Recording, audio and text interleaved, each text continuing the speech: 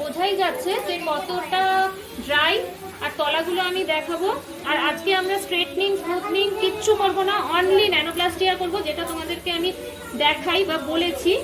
আর দেখো হেয়ারটা দেখতেই পাচ্ছ, আরেকবার একটু ভালো করে দেখিয়ে নিই। আর ওকেও আমি একটু দেখাবো। অনেক সময় ধারণা থাকে যে ন্যানোপ্লাস্টিয়া করলাম, দেখালাম একজনের চুল, আরেকজনের চুল, অন্যজনের চুল আবার শেয়ার করছি, সেটা না। ওর মুখটাও আমি দেখিয়ে নিচ্ছি যে ওরই হেয়ারে করবো। এই দেখো হেয়ারটা তো করার পরে আমি শেয়ারও করব যে ওর হেয়ারটা কিরকম।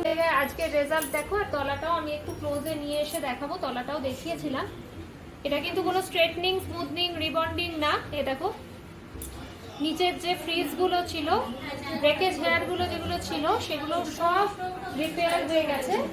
এটাও কিন্তু একটা ট্রিটমেন্ট, এটা 4 থেকে 5 মাস পর পর করতে হয়। আর বাড়িতে তো মেনটেন্যান্সের জন্য দিয়েই দিই। আর ওকেও আমি একটু দেখাবো, একটু জিজ্ঞেসও করবো যে আমাদের নিহারিকার কাজ কেমন লাগলো।